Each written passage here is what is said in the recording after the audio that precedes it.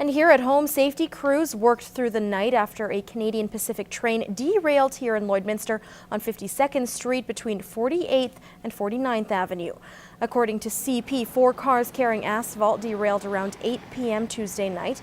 The cars derailed upright and there were no leaks or spills. CP says the appropriate emergency notifications were enacted in a timely manner. There were no injuries or concerns for public safety caused by the derailment. Pink Shirt Day started as a small show of support for a classmate being bullied in Nova Scotia and has now spread across the country, including right here in the border city. Angie Mellon has more on how Lloydminster has come together to support the anti-bullying campaign. This year's message is kindness wins, and along with the pink shirts, together it is creating a community. It means standing together. It means being united. It means no one stands alone. It means despite of all the things you've gone through, you still have someone to lean back on and everyone's listening. There were several events leading up to Pink Shirt Day, including a proclamation at City Hall and having the founders of the anti-bullying movement talking to students. And they came and had an event for both of the high schools as well as some of the middle schools to talk to the kids about their experience and what they can do, really to inspire them that they are that generation that can end bullying. The pink shirts serve as a visual reminder that you are not alone. It shows how we're proud as a community. We don't leave anyone behind, how we are all proud about pink and we stand for the bullied and all the other people. A big part of the campaign was the use of social media, using the hashtag kindness wins, as well as engaging the community. It's really about raising awareness. It's about engaging, everyone from young to old and business owners and our MLAs and making sure that we're all sharing that message that we're going to stand up to bullying and we're going to create a community where kids can grow up great. Besides wearing a pink shirt, the overall message of the day is that this is more than a one-day event and that kindness needs to be a daily practice. I am definitely going to keep it as my daily routine. I always try to be nice and to be kind, and at the end of the day, kindness wins. And we have to, remain focused that it's not just one day, it's how we live every day, and that kindness needs to be part of our daily routine. Proceeds raised from the Pink Shirt Day merchandise will go towards Beyond Borders Circle of Change. For Newcap News, I'm Angie Mellon. A farm and food care representative is urging producers in agriculture to connect directly with consumers. He says farmers need to share how they operate and develop trust. Brian Lentz reports. Clinton Monchuk is the executive director of Farm and Food Care Saskatchewan and says the agriculture industry has been complacent in building trust with consumers. As soon as consumers feel like there's, a little bit of mistrust around an industry, then all of a sudden some questions start coming out about why you're doing the things you do. Monchuk adds there is often a misunderstanding between what people think happens on a farm and the reality. If somebody thought all their milk that they're drinking comes from a farmer milking by hand, and then you see these milking parlors, there's a little bit of a shock. So I think we need to get out there and make sure we're explaining to consumers exactly what we're doing. Mike Richter, a farmer from the St. Paul area, agrees. We have to show our urban friends that we're doing a really good job of what we're doing and taking care of our animals the way we are. Plus also producing crops and following all the safety procedures. Monchuk says an important demographic to engage with is millennials. Millennials not only are more interested in consuming things locally, but they're very influential by social media as well. We're still the old school where we like to talk. We don't like social media that much. But I think we're going to have to change to promote our business. Monchuk also encourages producers to connect with their community by visiting schools, churches, or local chambers of commerce.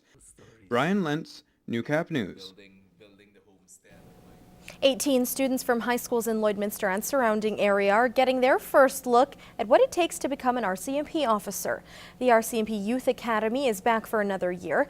Gina Martin shows us all the drills and duties these recruits have been tasked with.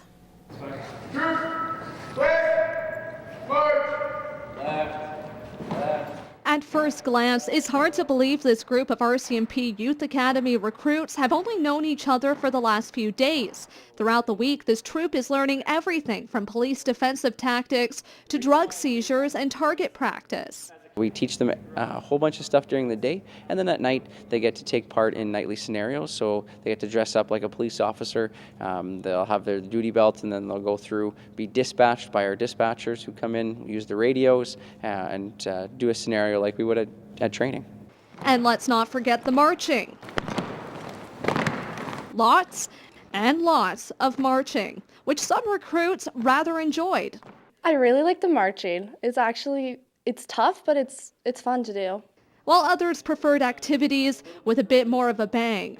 I would say practicing the firearms, practicing with that. Also the drug analyst when he came in, I really enjoyed that, just learning about like how they're able to take the drugs off the street, study them, know where they're coming from, and how to shut them down. But recruits learned quickly this wasn't going to be all fun and games. Troop, attention! You need to have extreme discipline when doing this. You need to really be able to push yourself, especially during the physical. You really need to be able to push yourself past 100%. The last day, I can tell you, it's going to be stressful, and we're going to have to be really serious, but I think we'll be able to get through it. The biggest thing Constable Kersinger is looking for from his recruits is their attention to detail. As a police officer, we always have to be paying attention to the little things and the big things. No matter if it's a shirt that's folded the wrong way, or if it's a piece of evidence that you need to find, a question that you need to ask somebody. There's a lot of different things that we try and focus on. In the remaining days, the Academy is expected to learn about helicopter exercises, the K-9 unit, and even about explosives ahead of graduation on Friday. Attention! Gina Martin, Newcap News. A walk to raise awareness and money for homelessness is just a few days away, and the Lloydminster Men's Shelter is still looking for donations so that they can provide a better service to the community. The coldest night of the year walk is back for its 5th year, and as the date inches closer, 12 teams out of a possible 20 have registered. The money raised will go towards revamping their location, programs, and services. We have expansion programs that we're working toward. We have 3 in particular. One is a drop-in center for people to go to during the day. The other one is a warming center, or what used to be called a wet shelter, for people who are under the influence. And the other would be a homeless shelter for women. Raising just over half of their goal of $20,000, Gray also mentions that even if you cannot donate or make a team, they are welcoming participants to walk and talk on Saturday about how people can access their services. Well, students at ES Laird immerse themselves in Aboriginal culture for the school's 4th annual Cultural Winter Carnival. In this week's Beyond the Classroom, we see how the day has evolved and what students are getting out of it now. For more than 15 years, this day used to be known as the Winter Carnival, until 4 years ago when the school added the cultural twist. It's made our winter festival much more meaningful, much more important. Our committee for sure has a real passion for Cree culture. Now these ES Laird students are getting a hands-on learning experience, being able to participate in one of the many traditional Aboriginal activities on and off campus, including woodworking, crafts, and games. Most of them led by experts from the community, a couple of them led by LPSD teachers from other schools, a couple of them led from teachers within our school. And a new feature this year, instead of the students having 3 shorter breakout sessions, they've chosen one activity to participate in for the entire afternoon. So they're having a much longer and sort of a better opportunity to deepen their learning rather than just flitting about from one event to the other. But it was an experience the students fully embraced. Learning like what they did back then and just learning different experiences. Cooking, the way they made fire, some of the different games that they played. As for the event, organizers hope the students continue to develop a genuine appreciation for the Aboriginal culture. We have a big population of First Nations, Métis and Inuit students in our school and in our school system, and that they have a really deep and rich culture that we need to, we really owe them to learn more about. Well, over the course of the Bantam AAA Bobcats seasons, fans at games select the 3 stars of each game. At the end of the season, the player with the most points from those stars is awarded the Player of the Year award. This year's recipient was one of the most integral parts of the Bobcats' success. First-year goaltender Tristan Martin was given the award before the Bobcats' home playoff game against Fort Saskatchewan.